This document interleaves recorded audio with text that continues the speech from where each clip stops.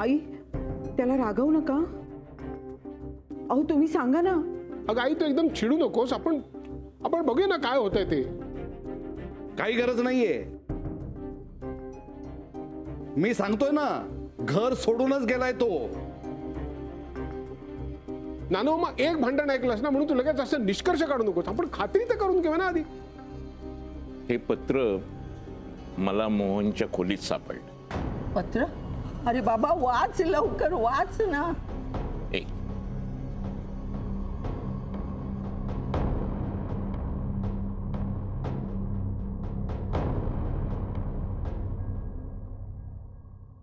आता काय निर्णय घ्यायचा तो मानसी घेईल. मला जे वाटलं, जे मी केलं ते मी तिला स्पष्टपणे सांगून टाकलं. आई काही दिवसांपूर्वी म्हणजे साखरपुडा होण्याच्या आधी जेव्हा जेव्हा मला अस्वस्थ वाटलं मी स्वतःला समजवलं ना. मग आता किती दिवस मी स्वतःला समजवू.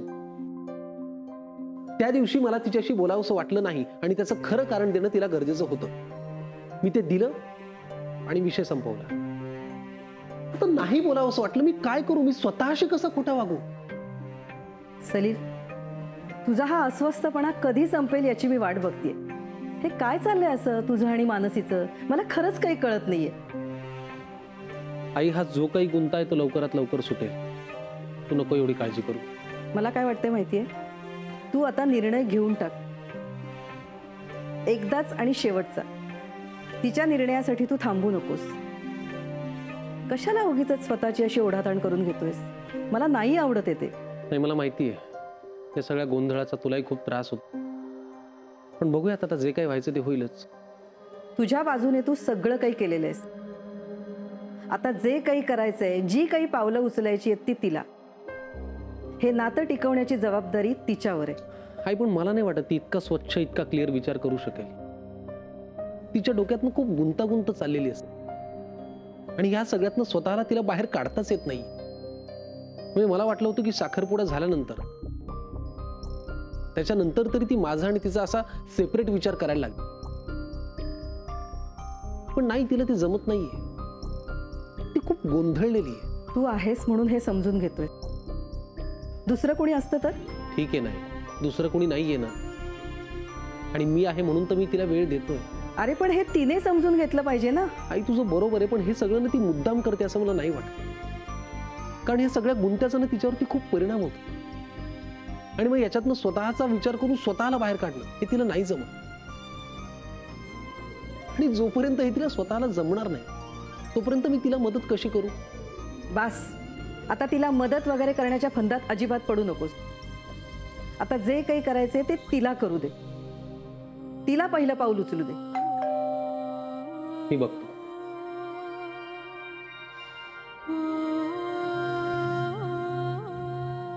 मानसी तू? मी हे पत्र एक मुलगा म्हणून लिहितोय. विक्रांतचा मित्र आणि काका म्हणून लिहितोय. आणि त्याहूनही महत्वाचं म्हणजे एक बाप म्हणून लिहितोय.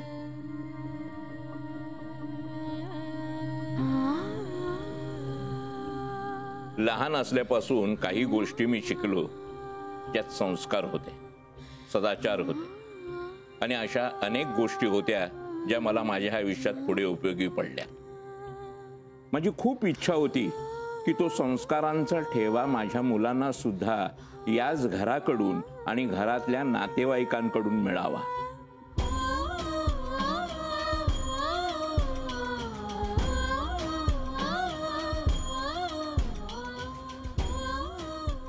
आज माझी मुलं संस्कारक्षम वयात आहेत. त्यांना पडणारे प्रश्न हे खूप स्वाभाविक आहेत. पण त्यांच्या प्रश्नांना मला उत्तरे मात्र स्वाभाविकपणे देता येत नाही. आधीच घरात नात्यांचा सावळा गोंधळ सुरू आहे. मोठा गोंधळ आहे तो विषाचा.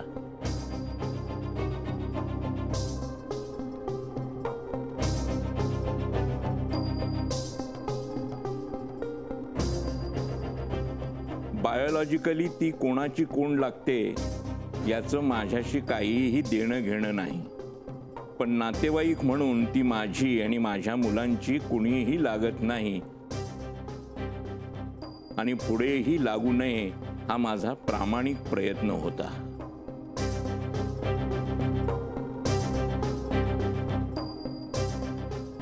मुले अनेक गोष्टी अनुकरणातून शिकतात. ज्यातली एक गोष्ट ती अशीच अनुकरणातून शिकली. मोठ्यांना उलट प्रश्न विचारणे, वाद घालणे,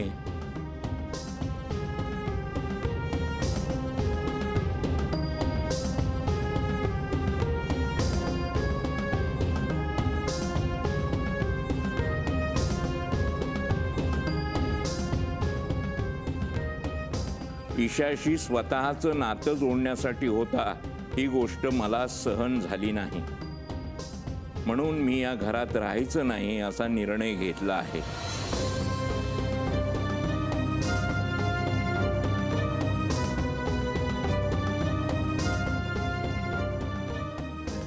जोवर ईशा हा विषय म्हणून या घरात राहील तोवर मी या घरात पाऊल टाकणार नाही.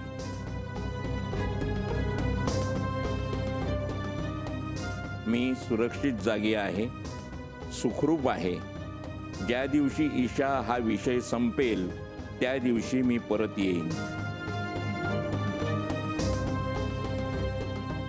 मला माहिती आहे की तुम्ही सगळे माझ्यावर रागावणार आहात, या पत्रामुळे गोंधळून जाणार आहात. पण खरंच सांगतो, मीही तितकाच चिडलोय आणि गोंधळलेलो आहे आणि म्हणूनच दूर जातोय.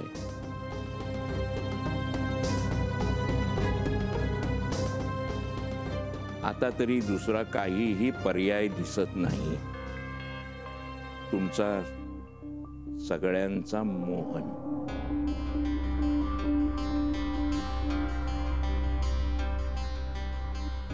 अहो काय हे काय लिहिलंय पत्रात?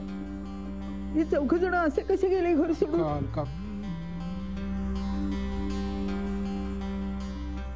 हा सगळा आमच्यासाठी धक्काच आहे. पळ काढलाय मोहनने या घरातनं. घरातले प्रश्न सुटत नाहीत म्हटल्यानंतर तो तरी काय करणार ना बिचारा. त्याला त्याच्या मुलांची काळजी, आणि त्याचंही बरोबर आहे म्हणा.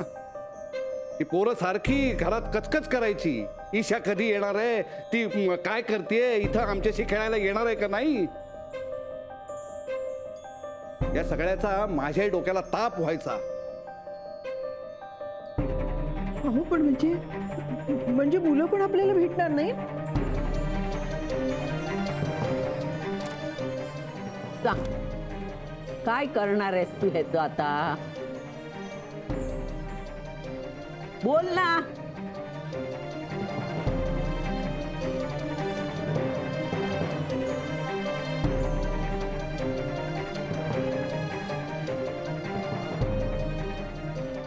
अरे विक्रांत, काय म्हणणं आहे तुझं यावर?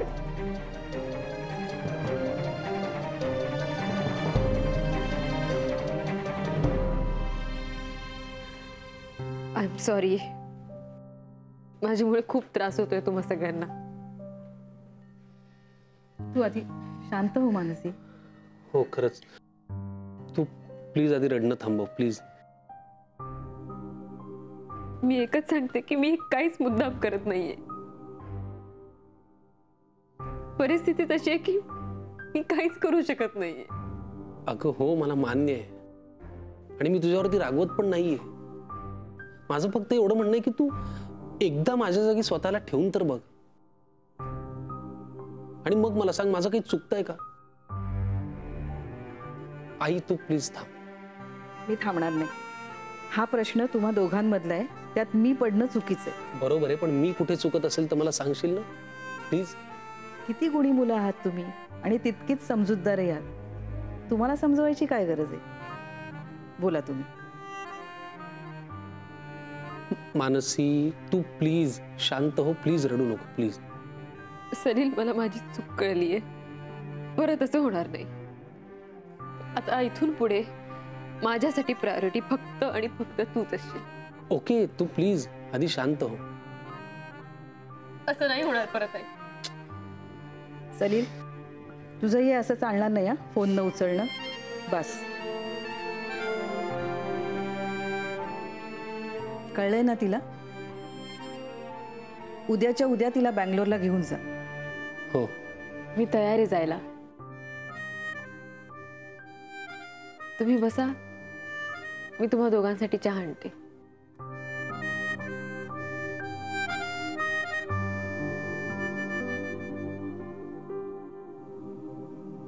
बोल ना, काय करणार आहेस तू? अरे तोंड उघड. मोहन गेला घर सोडून, आता काय करशील तू? बोल ना.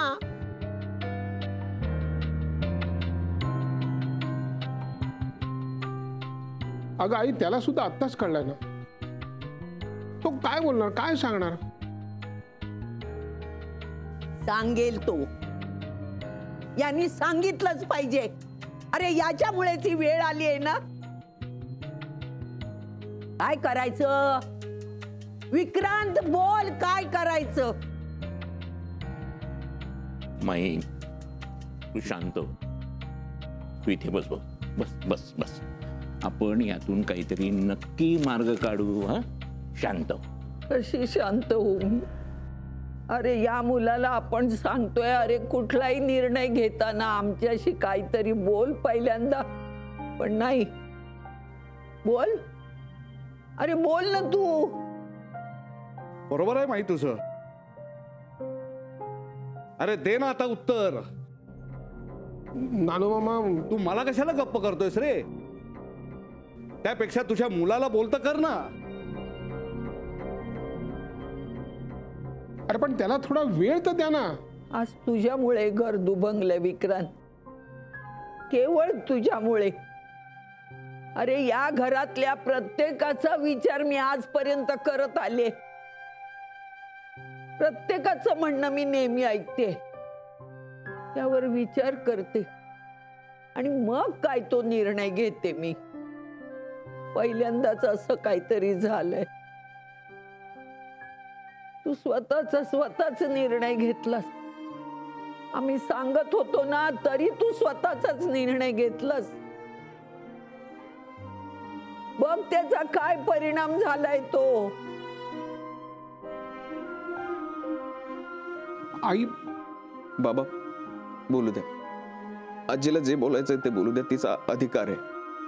तू डॉक्टर आहेस रे बाबा. हल्ली टेक्नॉलॉजी इतकी पुढे गेली आहे. अरे एखादा तुटलेला अवयव जोडता येतो, पण नात्याचं काय रे बाबा? आहे तुझ्याकडे एखादं मशीन, एखादी शस्त्रक्रिया आहे की ज्यामुळे तुटलेलं नातं परत मिळेल?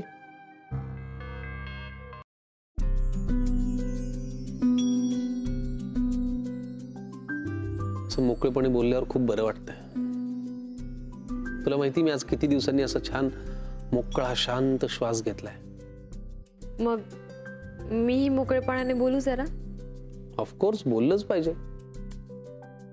मी तुला काय म्हणालो होतो, आपलं नातं असंच पाहिजे. जे वाटेल, जे सांगावंस वाटेल ते सगळं सांगता आलं पाहिजे. हो की नाही? Go ahead. तू मगाशी म्हणालास ना की मी स्वतःला तुझ्या जागी इमॅजिन करून बघावं, म्हणजे मला कळेल की तुला काय वाटतं ते. हो. मग आता तूही स्वतःला माझ्या जागी इमॅजिन करून बघ. लगेच? चला, काय इमॅजिन करू? सिरियस चालेल. अरे मी पण सिरियसली म्हणतोय, सांग तर. मग सांग, काय वाटतं तुला माझ्या जागी आल्यावर? ओके, सांगतो. पण आधी तू सांग, तुला काय वाटतं? मला काय नसेल. आधी मी फक्त धाकटी बहीण आणि नात होते. आता ना माझे रोल्स बदललेत, रादर ते वाढलेत. आता मला ईशाची काळजी घ्यावी लागते. I don't have a choice, पण मला तिची आई व्हावं लागतंय. आणि आई होताना खूप वेळ द्यावा लागतोय. मग विक्रांत, जो माझा कलीग आहे आणि माझा मित्रही आहे. यु नो सलील, विक्रांत आणि निर्मला आत्यांनी माझ्या करिअरमध्ये मला खूप मदत केली आणि मला तसं कामही दिलं. मला खूप सपोर्ट केलाय त्यांनी. आणि सध्या त्याची काय सिच्युएशन आहे हे तुला माहितीच आहे. त्यामुळे मैत्रीण आणि कलीग अशा दोन्ही जबाबदाऱ्या मला पार पाडाव्या लागतात. रादर मला आवडतं ते, कारण ती गरज माझी आहे. आता या सगळ्यात तुझी मैत्रीण आणि तुझी बायको होणं ह्या दोन नवीन जबाबदाऱ्या ऍड झाल्या आणि त्या नवीन असल्यामुळे कदाचित मी लगेच त्यांना न्याय देऊ शकले नाही. ओके, मला आता नीट आणि व्यवस्थित कळलं की तू नेमकी कशात अडकली आहेस. आता मी सांगू, मी तुझ्या जागी असतो तर काय केलं असतं.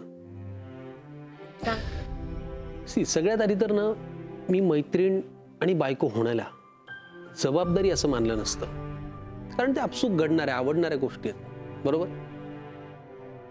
आता राहिला प्रश्न मला आवडणाऱ्या माझ्या माणसांचा, तर माझ्या मनाला मी आधी खात्री दिली असती की माझी ही माणसं, माझी आवडणारी माणसं, माझे मित्र असतील किंवा अजून कोणी असतील, हे माझ्यापासून दूर जाणार नाही, बरोबर.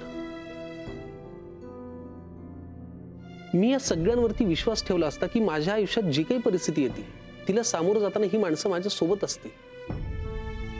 मग अशा वेळी मी प्राधान्य दिलं पाहिजे माझ्या आयुष्यात येणाऱ्या नवीन माणसाला. आणि मी खरं सांगतो, मी तुझ्या जागी असतो तर मी नक्की नवीन येणाऱ्या माणसाला प्राधान्य दिलं असतं, खरंच. हो, मला आता पटतंय तुझं ऐकल्यावर. अर्थात म्हणजे हे फार सोपं नाहीये, पण अशक्यही नाहीये. काय मानसी, मी सगळ्यात आधी तर तुला खात्री देतो की तुझ्या आयुष्यात जी कोणी महत्वाची माणसं आहेत, जी कोणी तुझ्या जवळची माणसं आहेत, ती कधीही तुझ्यापासून दूर जाणार नाहीत. आणि मला सुद्धा तुझा चांगला मित्र व्हायचा आहे. मग तुझा चांगला मित्र तुझ्या जवळच्या माणसांना, तुझ्या आवडीच्या माणसांना तुझ्यापासून दूर जाऊ देईल, आणि याचा तुला कधी त्रासही मी होऊ देणार नाही, आय प्रॉमिस. अगदी आता आपण बेंगलोरला जातो ना, तर तुला असं छान ते असं म्हणतात ना, हा फुलासारखं घेऊन जाईन आणि तळहाताच्या फोडासारखं जपून परत आणेन. बघ बरं, तुझ्या चेहऱ्यावरती लगेच असं छान स्माइल आलं की नाही. यही तो जिंदगी आहे यार, अजून काय. बरं वाटलं ना तुला? हो. गुड. मग आईला अर्ध्या अर्ध्या कप चहाची ऑर्डर देऊयात परत. हे आई ग, नको, मी आणते. दे.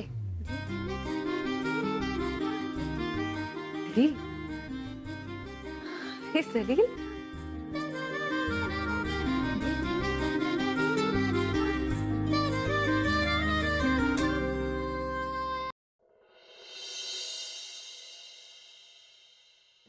माही, परत एकदा सांगतो, तू एकदम डोक्यात राग घालून घेऊ नकोस. आपण बघूया ना काय करायचं ते.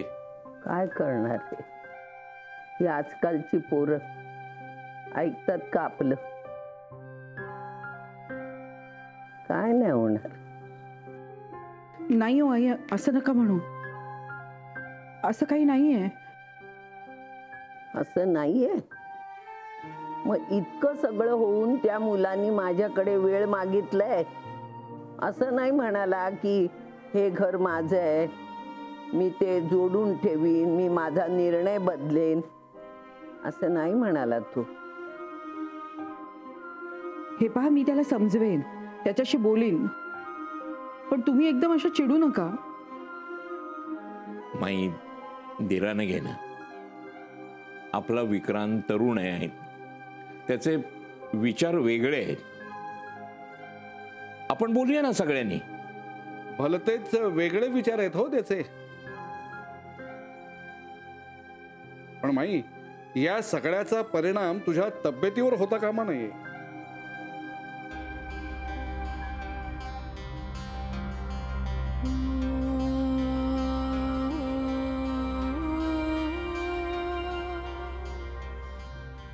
आजी, मी आपलं घर नाही तुटू देणार. तू काळजी नको करूस. मी आपलं घर पुन्हा एकत्र आणणार, पण ईशा सोबत.